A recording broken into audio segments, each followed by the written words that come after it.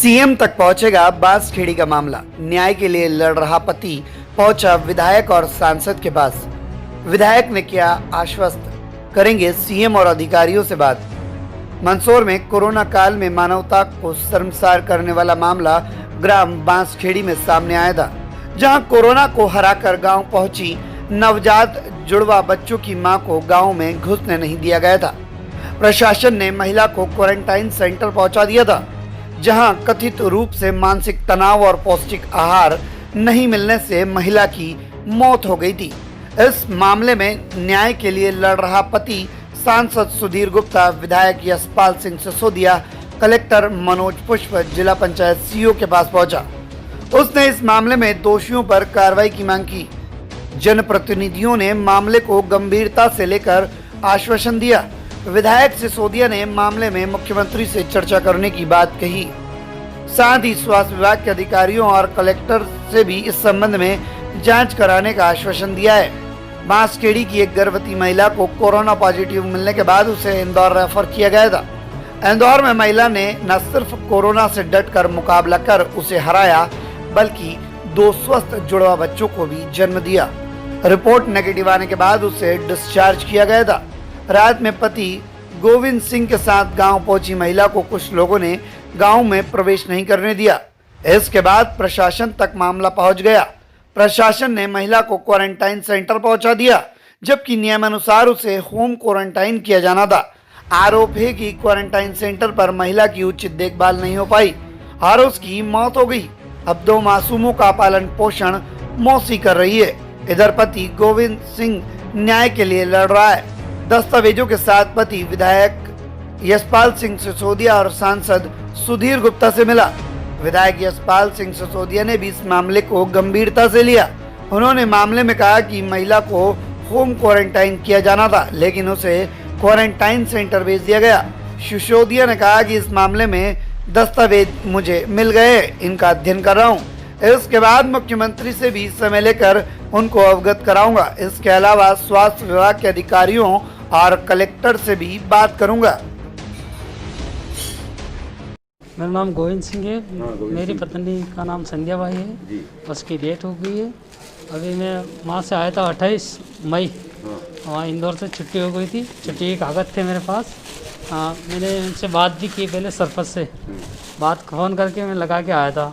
मैंने घर वाले को जो भी तुम्हें क्वारंटाइन करना तो घर के अंदर कर देना। और उसको क्या है कि डिलीवरी का मामला है। 2 बच्चे की माँ बनी हुई थी ना, इसलिए 2 बच्चे हुए इसको नॉर्मल। तो मैं घर पे वहाँ से 7,000 रुपये दे गाड़ी करके आया, किराए की निजी। तो फिर वहाँ से आया यहाँ पर सरपंच से बात हो गई थी पहले से कि सरपंच ने कहा आ जा, तो बिल्कुल तेरे कागज़ है। मैंने कहा है। तो इसने कहा जब तो आ जा।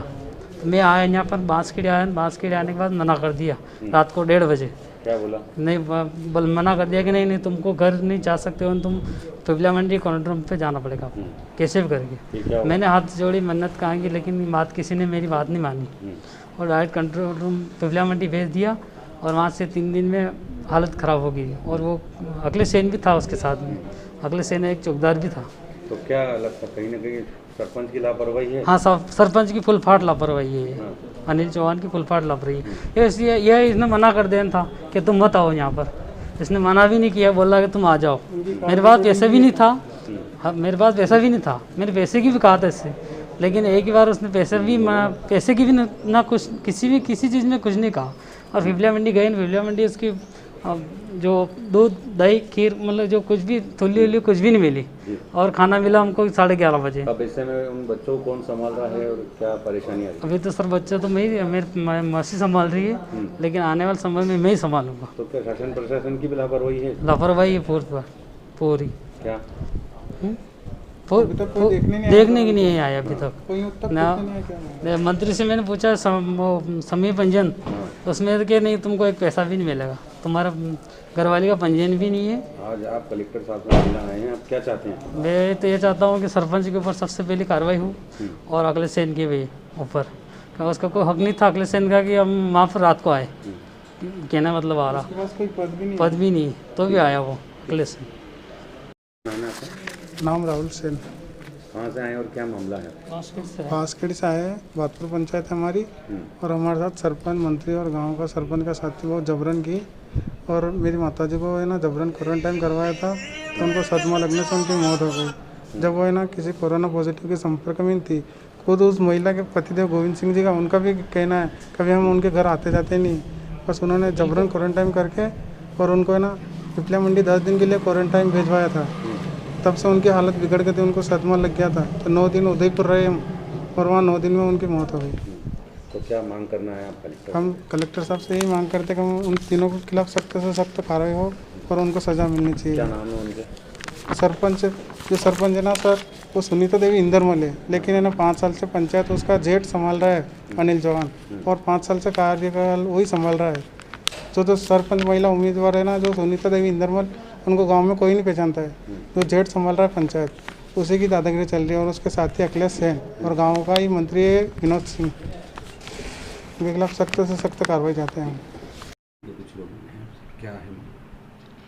बांसखेड़ी से शिकायत आई है कि एक लेडी थी जिसको हमने इंस्टीट्यूशनल क्वारंटाइन में रखा था। उनकी फिर कुछ समय के बाद तबीयत बिगड़ी थी, उनको सिद्धिविनायक रेफ़र किया था, और सिद्धिविनायक रेफ़र करने पे जब तबीयत और बिगड़ी तो यहाँ से इंदौर रेफ़र किया गया और वहाँ पर उनकी मृत्यु हो गई। ऐसा उनके परिजनों का कहना है कि क्वारंटाइन में रखने की वजह से शायद, या फिर गाँव में या घर पे ना रहने की वजह से उनकी तबीयत बिगड़ी। तो हालांकि प्रथम दृष्टया इसका कोई सबूत नहीं है, लेकिन चूंकि इस प्रकार का आवेदन दिया गया है तो इस पर हम विधिवत जांच करवाएंगे, और यदि इस प्रकार का कुछ चीज़ निकल के आती है कि वहाँ रखने से या वहाँ कोई लापरवाही हुई, तो कुछ ऐसा हुआ तो आवश्यक नियमानुसार कार्रवाई की जाएगी।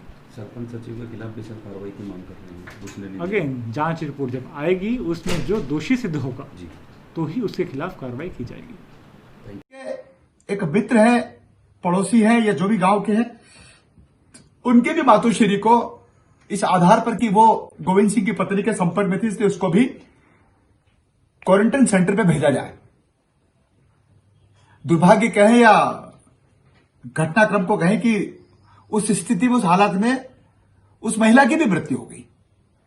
तो मुझे लगता है कि पूरा घटनाक्रम जिला प्रशासन को, स्वास्थ्य विभाग को, हेल्थ डिपार्टमेंट को इनके बार बार निवेदन और आवेदन को गंभीरता से लेना चाहिए। मीडिया में भी काफी छपा, सोशल मीडिया पे भी बहुत छपा, और जनमत ने तो काफी इसको ऊंचाई से उठाया है।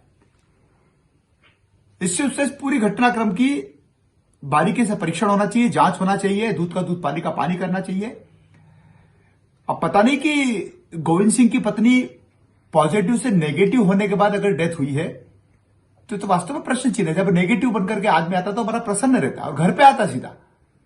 मैं जब आपको साक्षात्कार दे रहा हूं तो मैं भी जब भोपाल में 2 बार मेरा स्वास्थ्य परीक्षण किया, मैंने सैंपल दिया, मैंने प्रोटोकॉल का पालन किया, 6वें दिन मेरी दोबारा जांच हुई, और सिर्फ इतना था कि ओम सकलेचा जी हमारे कहीं ना कहीं संपर्क में थे एक परिसर में, मात्र इतना था। लेकिन गोविंद का तो कहना है कि उसकी पत्नी का झूठन तक वो खाता था, उसके पास में बैठता था, क्योंकि वो बच्चे की मां बनने वाली थी। एक बेटे को जिस प्रकार से पाला पोसा जाता है, उसी प्रकार से गर्भावस्था में गोविंद सिंह नेगेटिव होने के बाद अगर डेथ हुई है तो वास्तव में प्रश्न चिन्ह है। जब नेगेटिव बनकर के आदमी आता तो बड़ा प्रसन्न रहता और घर पे आता सीधा।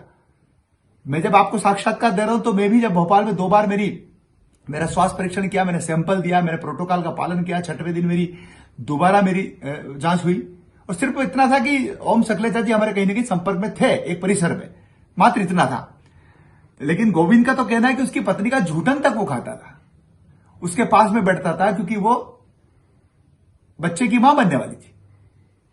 एक बेटे को जिस प्रकार से पाला पोसा जाता है, उसी प्रकार से गर्भावस्था में गोविंद सिंह ने अपनी पत्नी को बहुत नजदीक से उसकी साल से निचाल लिया, उसकी पूछ परख करी। तो ऐसी स्थिति में अगर गोविंद सिंह को पॉजिटिव नहीं निकला,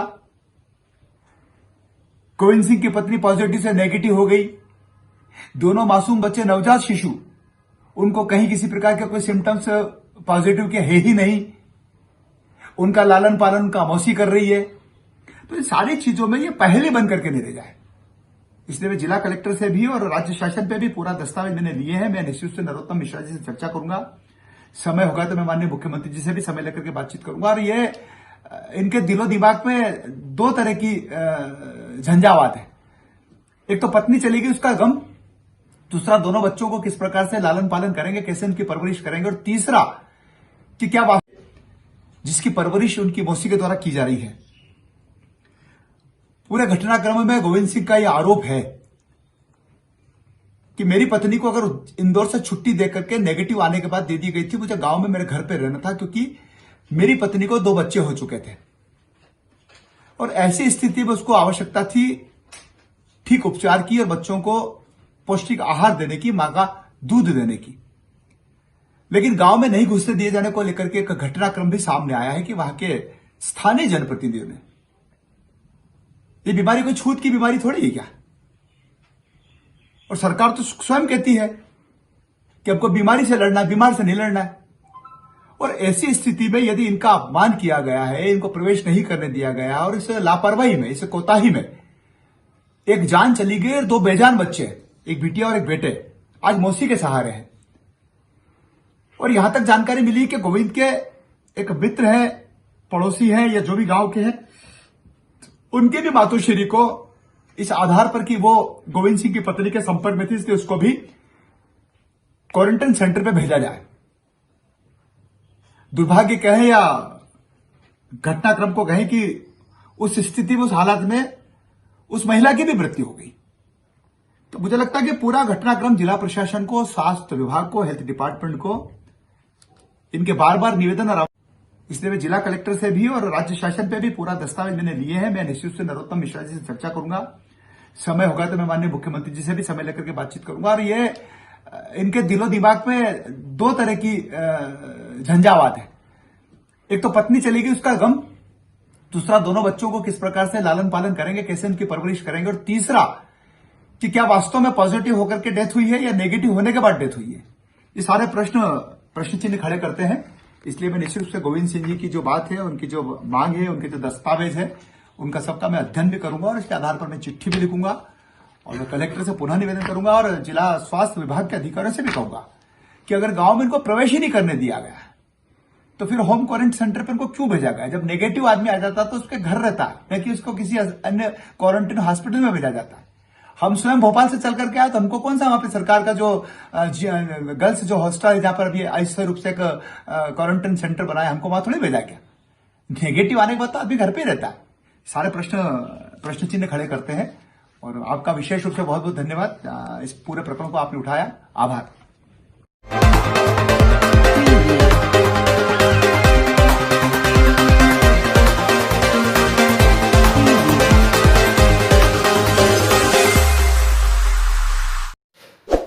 जनमत न्यूज मंदसौर को सब्सक्राइब करें और बेल आइकॉन जरूर दबाएं ताकि आपको मिल सके लेटेस्ट अपडेट।